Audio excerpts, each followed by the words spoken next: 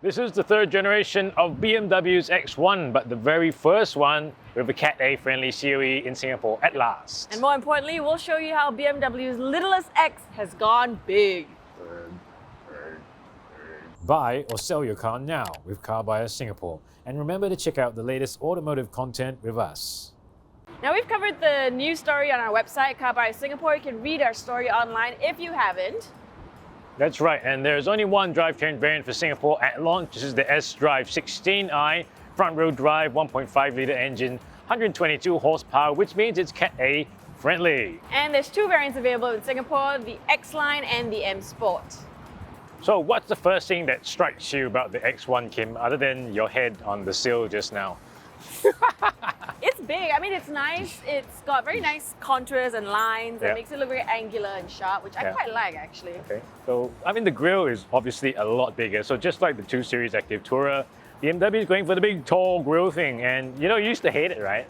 How about now? Yeah, I've actually gotten quite accustomed to it, I guess. Yeah. And it's gotten quite an affection for it now. Right. Yeah. So that's a very BMW thing, actually. Yeah. So in the past, BMW always kind of pushes the envelope when it comes to design, and sometimes people will go ugh at first. They're like, "What is BMW thinking?" So they did that with the giant grille, which is on the previous 7 Series. They did that with the infamous Bangle butt. Yeah, go Google it. Bangle butt. Yes, I remember that. Do go Google it. Google Bangle butt. Yeah. Got nothing to do with the Bangles or Bang Tango, who are all bands from the 80s. Well, something I have noticed is that it is bigger, taller, wider than the previous one. Yeah. I think in all dimensions, we'll put up the figures here, it is a lot larger than before. And, Kim, you love big cars, don't you? I used to being the operative word here. Yeah. I'm getting quite accustomed to them, and I have a bit of an affection for this one as well. Right. So it actually, I think, has the big car look in a not so huge use package. Yeah. And well, tell us what you think about the new X1. And both of us quite like it. It's a little bit more mature. It's got much nicer tail light, for example, and it also has an X hallmark, which is the secret X. You know where the secret X is, Kim? It's right in front of you. I wouldn't know. Okay, stand here and look. Right, I'll show you. So X, X, and X. Yeah. So if you notice, all the X cars actually have that secret X running around. So pretty clever design feature, I think. What are you doing? I have powered seats. I can see that. Yes. Do you have powered seats? Oh, I don't. Oh shit. This is a manual seat. Slamming it. God damn it. Yeah. But quite normal in the kind of like the entry-level luxury cars. Yeah. But okay, on to the serious stuff. Obviously, the starting point for this would have been the 2 Series Active Tourer, which we saw earlier in the year. Launched in Singapore, I drove it in Spain, blah, blah, blah. My takeaway from that was it's really nice. It's a lot more upscale and cleaner than the old car. Yeah. Pretty much the same thing for the X1. What do you think about this, Kim? When I first stepped into it, I thought it was very clean, very sleek. Yeah. But what really stood out to me was like this little compartment here. So it's not going to open in the direction you expect it to. So this is how you open it. You press it down here. Yeah. And it opens up towards you. So you kind of have to like fumble over and reach. Okay. I can see the bean counters at work here because this is very obviously a holdover from most of the cars. X1 being left-hand drive. Yep, sadly, right-hand drive were a minority market. Even the gear shift is like flipped over. Yeah, so this is very, if I was driving, I'd be like, true, shift, and then volume, right? So now you got, volume is more important than going. I mean, for me, volume is more important. Sometimes, no, it shouldn't be. You want to be Taylor, but not Swift, is it? The wireless charging port also, that stood out to me. So the 2 Series Active Tourer didn't have that. It's really nice. It's kind of like a little lit surround. That's a really nice touch. And in most cars also the wireless charging pad is flat. This one is upright. You can see it. Yeah. So I like and it's a little that. Yeah. Cozy to keep it safe. Yeah, the little guac. I don't know, like a roller coaster ride. Diaper. Strap. No, a diaper. That implies that your phone shits. Yeah. But the aircon vents are also, I think, they seem to be useful.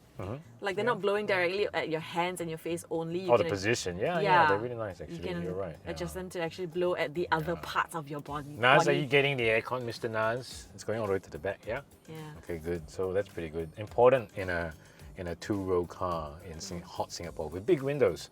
So and it's got the curved display as well. 10.7 10.7 for infotainment, yeah, 10.25 for driver display. Yeah, so very, very familiar. We've seen this in the 2 Series Active Tourer. We've seen it in the larger scale on cars like the i4 and iX and all that. No, yes, the iX, that's right.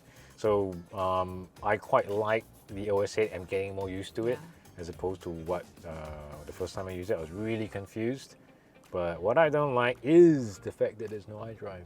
Yeah, I was just going to say, because then if you're driving, right, you kind of have to like lean over and that's... Yeah. How far is it? So this is that your driving position? No, this is not. I mean, it would be closer for me lah. Yeah, but I'm a still bit you have to do that. Yeah, you have to do the that's reach. vision taken off the road, you have to swipe. Whereas if you have the controller, you know where you're turning to. Yeah. Cool. But one thing I found out when I was driving this car is BMW can actually coach you. So, hey BMW, what is my current fuel consumption? The average consumption since the last time the journey data was reset is 7.6 litres per 100 kilometres. Are you interested in ways of reducing your consumption? Would you like to know more? Yes! Yeah. Say yes to proceed. I did say yes. Okay, so OS 8, very nice to use, very slick. Icons, I think they're a little bit small actually for me. Small? I still don't like that. I mean, like, you know when you're driving, you want something big and obvious, you know, so I don't know. It's really small. We tried driving it and looking at all these things, like read it and drive, you know. Not that good. Yeah, but I guess if you're driving it day to day, you're familiar with where things are, which one is which. Eventually. Yeah. Eventually. But okay, so generally X1, I think a much nicer place to be in than before. Much cleaner as well. And a lot more upscale, just like the 2 Series Active Tourer. So now let's go check out the practicality. Yeah. So you said the X1 was bigger, wasn't it, Kim? Bigger. Yes, I did. It is Huge, big. yes. Yeah, and yet I still bonked my head. But that's purely a fault on my part. Yes, that is good.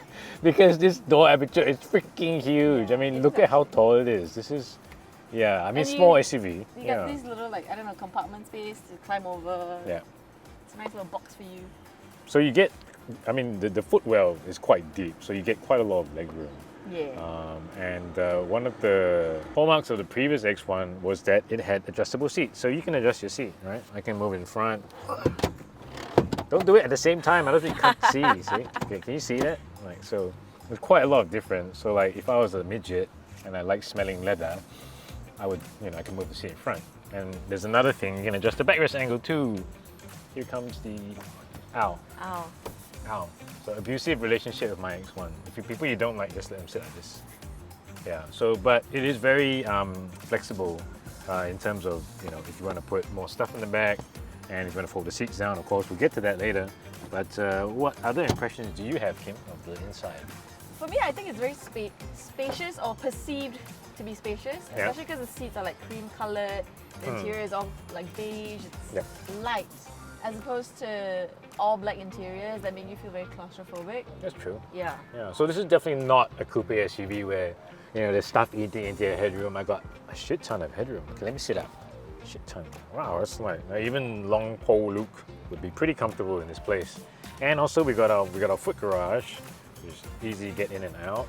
And we got our 2 USB ports and 2 air vents. So not a bad interior for a small SUV. Very comfy. I quite like it. Okay, so how many people would fit here? Comfortably 2. Comfortably 2? If you want to piss people off, 3. Yeah, how about 3 Kims? 3 Kims could work on a good day. On a good day. On a bad day, you're SOL. Yeah. On a bad day, we have 3 dead bodies, which will fit in the boot in a moment. As you will see. In the aftermath of the Kim multiversal event, there was only one Kim left. The X1 Kim. Not Jong-il. The sole surviving Kim of all Kims. As you can see, the boot in the X1 is adequately spacious enough. With your seats all up, it's 505 litres. So you got a fourth floor, right? Which Yeah. you are sitting in. So Yeah. this actually lifts. Maybe you up. should get out. Yeah, so this actually lifts up lah. Right, and it has a little catch for folding it up. So if you fold it up, it's really quite deep. I'll go fold the seats down. So if all the rear seats are folded down, it gets expanded to 1,550 liters. Ah, I can't reach. Ugh. There you go. Whoa, I almost hit myself in the face, but okay, I'm very smart.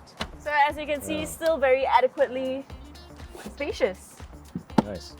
So the only thing I don't like about this boot is the fact that you can't really fold it down from the inside. Do you see any catches there? Yeah, no. You So can't. you have to go all the way around, bring it Yeah. down manually instead of pushing like a button and then they just fall down. Correct. And if you were one of the Kims and like you were busy and the other murderers Kim could come up behind you and thwack you in the head, you wouldn't Yeah. know. You'd just be dead. Okay, we are driving the X1 S-Drive 16i. Yeah, and the first thing I noticed is how jiggly it is.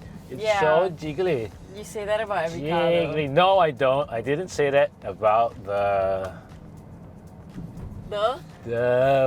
Volkswagen Golf. That was a bit jiggly though. Yeah.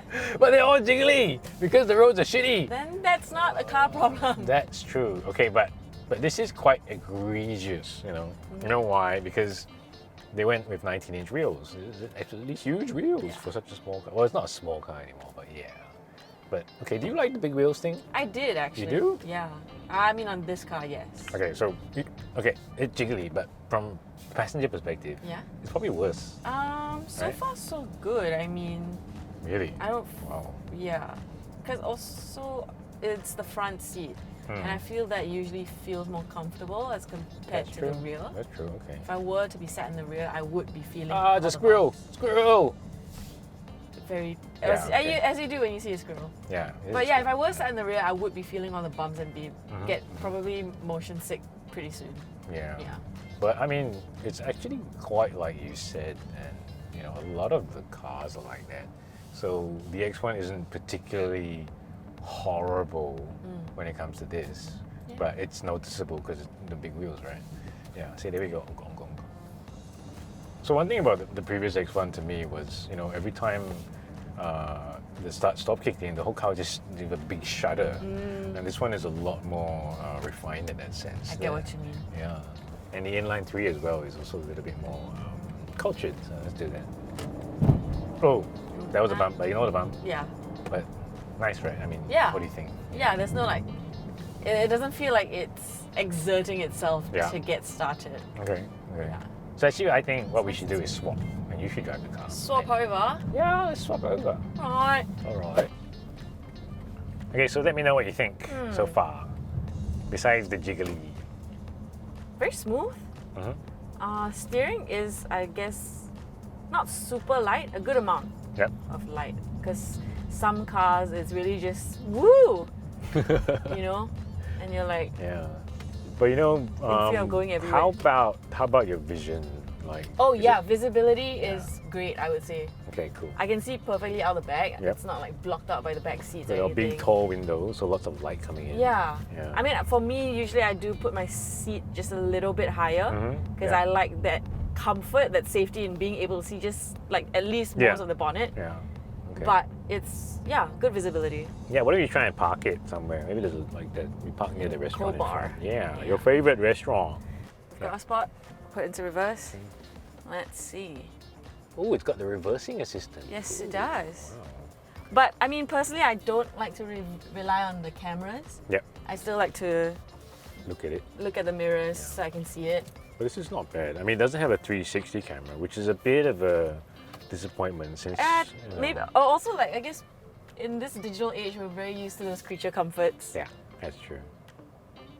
Here we go. Cool. Not too bad, but then again, there's no other cars on the side to me. But I mean, if you judge the visibility and like you compare it to something like Yeah, it's not overflowing yeah, into the lines coupe or anything. SUV. Yeah, Cool. Well, easy to drive and easy to live with, I would say. very easy to live with. Cool. I can see myself living with this. Okay, so we just came back from our drive. Very typical, not bad drive. But let's talk about the competition. Oh wait, I had a theory. that the Siri doesn't matter that much. The COE doesn't Siri doesn't matter that much. And all the Singaporeans are all crying, yeah, how can you say that? Yeah. You know, Cat A Siri. So the difference between the two series is 80, Cat A is 85 and Cat B is 100 and something. Anyway, the difference is about 15, 17 grand, right? Yeah. And when you look at that price as a factor of, you know, the entire price of the car of 250,000 plus, that's only like 7%. So yeah. And at times I did feel that this had a little bit less power than I'd like. Although 122 is fine for Singapore. Yeah. But if you're gonna go to Malaysia, like, you know, your Skoda Kodiaq RS, how much power did that have? Oh, Don't remember. 300 plus. But good news, you can go on our YouTube channel and watch that video and find out. Yeah, and then you, come back here. you were having the time of your life. Yeah. Right? You're really enjoying it. So you definitely can't do that here. Yeah. But you know, if this was a slightly more powerful Cat B car, I think it would still be pretty palatable at the current price range. But let's not talk about, you know, when the Siri ever comes back down and goes back to about 150, 170. Yeah. This car will cost about that much. So that's a different story. But let's get there when we get there. So yeah, you like the car, right? In general? I do. Yeah. I do actually, yes. Yeah. Yeah. I mean, as a buyer, I can see myself behind the wheel every day, you know? Living with it. Yeah. Dealing with it. Yeah. You tried the Tiguan, didn't you? I did try the Tiguan. It feels bigger. It is bigger. Yeah.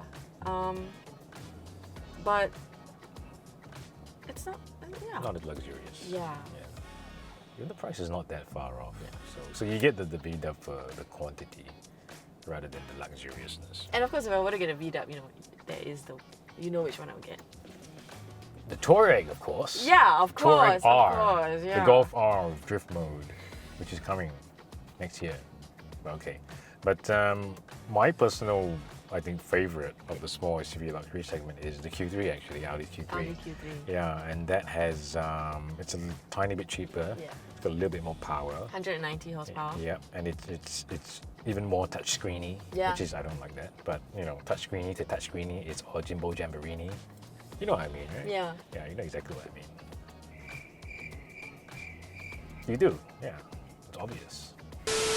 No, but the Q3 is also priced around the same price. Yeah, right? a little bit cheaper, right? Q3 Yeah, too. it's a little bit cheaper. Yeah. So, and I mean, the others would be, what are the Mercedes? The GLA. The GLA, yeah, and the GLB. So the GLA, a little bit smaller feeling. The GLB is the big boxy one. And it has the coupe styling, Yes, does it? a little bit, yeah. But of course, the GLB is a popular one because it can fit 7 people. What do you think? Is the BMW X1 buy it, avoid it? Okay, from shortlist your it? point of view, you know, the female buyer with great taste. What do you think? Great taste, but lack of money. If Let's not go there. If I could, I would buy it lah. Okay, yeah. I mean, in the current climate for 250, it's actually, you know, pretty up there, I think. Yeah. And I think, you know, space-wise, it's good. It feels more luxurious. Yeah. It drives well. It's still a little bit jiggly, piggly, miggly. And yeah, but other than that, I really think that the X1 has grown up and out. Yeah. And, yeah. And maybe you can do a little bit more power, but that doesn't really matter. to Yeah, me. you're in Singapore anyway. Yeah. So that's it. That's our review of the 3rd generation BMW X1.